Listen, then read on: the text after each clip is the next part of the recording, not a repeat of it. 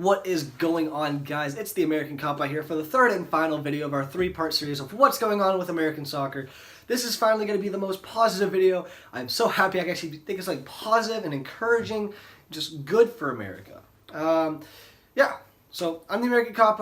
Welcome. If you guys haven't seen any of the videos, please go back and watch them. If you guys do want to see more coming up, please subscribe. It's going to be a great channel, especially with the World Cup coming up. It's going to be so much fun.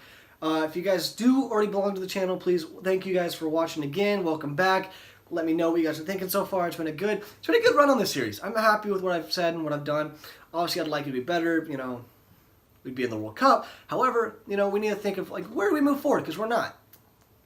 First step, I just want to kind of get out there is just watch the World Cup, understand what's going on, who's going to win it, where are we going wrong, watch our own teams. The North American teams, watch the Panama, watch the Mexico, watch Costa Rica, watch these teams, understand, what's going on here. Like, why are these teams in it and we're not? That will give you some clues. And plus, how do they compete? Mexico has a huge game against Germany. Everyone's waiting for that one. Understand, how did Mexico compete, against Europe? How they compete against Africa? How they compete against the world? We're supposed to be 1 and 2 with them. How do they stack up? Next, gotta look at our youth. I mean, this has already been done with our new coach. He's not really a head coach, but he's the interim coach. He's been looking for youth. He's been looking ahead, especially with the Ireland game, especially with the Panama game. He's looking for the youth players. He's looking to see what's next.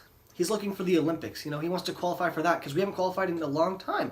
So he wants to find what's the next greatest thing. He's forgetting the old. Michael Bradley can piss off. Clint Dempsey can piss off. Altidore, maybe. Bobby Wood is a bit older, but again, he's a player that will probably end up becoming a leader for some of the older guys. He's looking for the next great thing, which is good to see. We haven't done that in a while. We've always held on to our old and great instead of looking for the future. People like Julian Green are getting a second chance because they're young and they're developing still. So he's getting that chance. He's actually now one of the veterans technically because he's been here for so long, even though he hasn't played for the national team, which is good. We're moving forward. We're looking for young talent to move up, and he's always going to keep looking younger, which is what teams have been doing. Unfortunately for Germany, they've kind of been stuck with their age and kicked out Leroy Sané. But that's a totally different point, different story, different channel. However, keep on moving forward. How can we help ourselves even younger at these youth levels, looking for the 17, 18, 19-year-old at home? Because all the youth we found is abroad. Where do we look at home? Well, we need to push away college. Yes, people want to graduate from college, get their degree. We need to start pushing that away if you want to be successful in soccer. Look more for the academies, build more academies, whether that's the Czech Republic, the San Jose Earthquakes. Broaden it out. Make it easier. Because right now, yes, I could go to the Czech Republic, but I have to pay a lot of money to play there. Where other academies, they pay you to go there. They pay you for their youth teams and stuff. They make you go for free. They'll pay for your education. They'll do stuff for you. Where here, you can't do that. You pay them.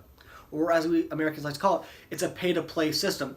Where if you pay these academies a lot of money, you can be on their team and they'll help you either get to the big time or they'll help you get to college. Which is totally wrong. My team, where I played as a club, we didn't pay a single thing.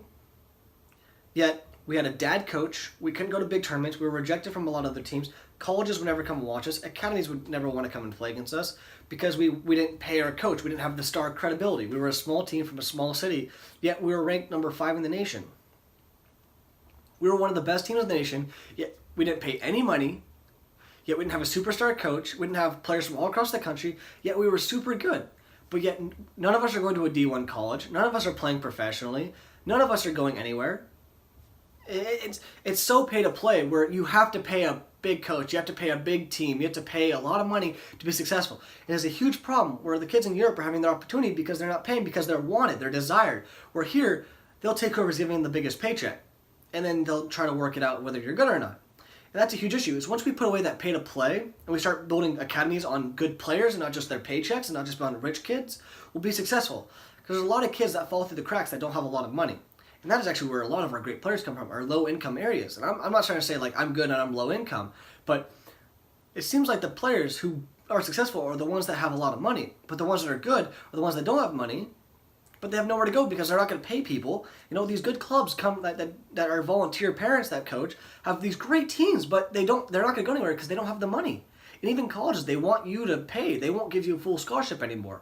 It's just a broken system that we're going to get stuck, and that's why we're never going to be successful at a sport like soccer. Because football, they'll give full ride to their athletes. Basketball, they'll give full ride to their athletes, but soccer, they'll force you to pay them at college. It's just kind of broken. I don't know. Next, we're going to kind of the MLS. How do we fix the MLS? Promotion and relegation. I talked about that last video. We can go on for hours talking about that. But once we get promotion and relegation, we stop caring about money and ticket sales and start caring about quality, we'll be more successful. And we stop looking to buy old European players. We can get the youth European players, but they don't want to come. I mean, yes, we'll hash out bigger contracts, but finding U.S. is so on old, where we start looking newer, start looking younger. I get we want to bring Ibrahimovic, we want to bring Gerrard, we want to bring Pirlo, Kaká, but they're only good for 1 year, and that's a lot of money we're hashing out, where we can go find a younger player and have them last longer. You know what? It is what it is. MLS is kind of its thing. So on that note, we need to start building up our lower divisions, our semi-pro, our division. We need to build a Division 3, a Division 2. Start, promoting it. It's getting bigger slowly, but we need to build those up and bring them up. I'm not saying bring up to MLS, but make it worthwhile. Give them some TV contracts. Make it the local TVs can carry it. I love watching these guys at home. It's fun. I don't know. It's just hard. U.S. soccer is very hard because again, we're not one of the biggest. One of the biggest sports in America, so it is hard. But the encouraging thing about it is growing. The Czech Republic is growing. We're selling out tickets. I'm not saying we, but the stadium is selling out. It's I think it's 15,000 seats. We're selling out 15,000 seats in a Division 2 in America.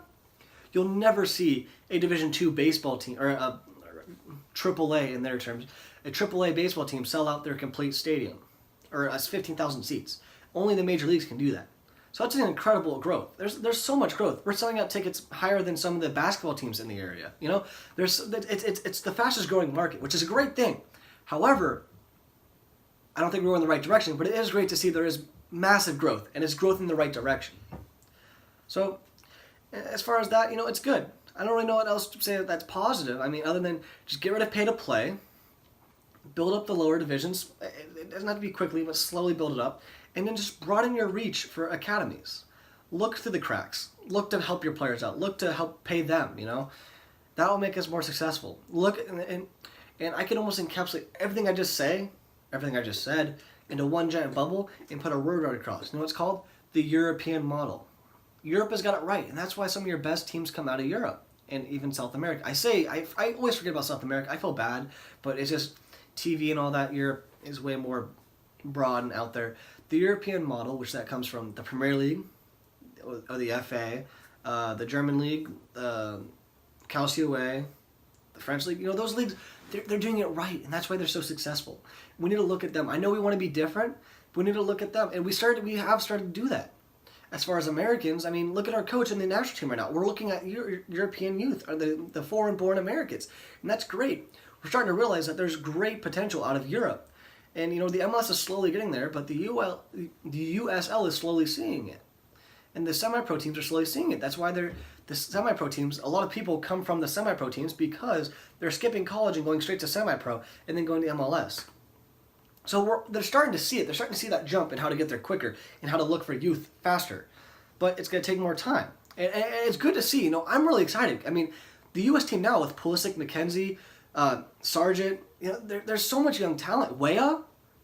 Are you telling me? Tim Weah? The name Weah is enough right there to know that there's quality there. Whether or not he's going to be like his dad, there's quality in American soccer. It's just going to take time. And that's why I'm so excited is we've got 4 years to develop all these young players. They're 16, 17, 18 years old. That is going to be incredible to see these guys in 4 years. There is so much potential right there, right now on our team, which I'm excited about. But keep it. Don't bring in these old guys. Keep a squad and just build them up slowly. Build them up for the Olympics and then build them up for the next World Cup. It's coming. And then next, if we get the World Cup in 2026, if we end up winning that vote, that'll be incredible. If we can just flip a couple countries and send it to America, that's going to be huge.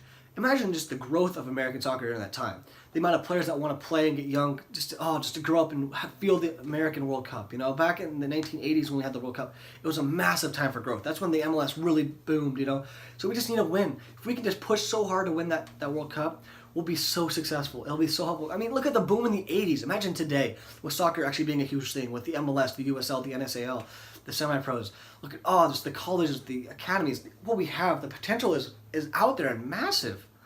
And just build this. It's all there for us. We just need to put these pieces all together and actually follow through with them. When in the past we've had them, we just didn't do it. So on that note, guys, I'm so happy. I know. What do you think, guys, will be the biggest thing that will help the U.S. be successful in soccer? And I know a lot of people just say nothing, there's nothing we can do, but there are pieces that can make us better. And please let me know, guys, what you guys think will make us better and have more of a chance of being at least successful. I'm not saying win anything, because I don't think we're a long ways away from winning anything internationally, but what will help us improve and make it past the group stage, make it past the round of 16? What will push us over that edge? Let me know, guys, down in the comments. If you guys do like this, please like it. And that, guys, thank you guys so much for enduring the U.S. trade and all the anger and all the frustration. And I can't wait to get back to Liverpool stuff. I can't wait to get to World Cup stuff. It's coming soon. It's right here. And on that note, guys, I will see you guys later. American Cop out. Woo.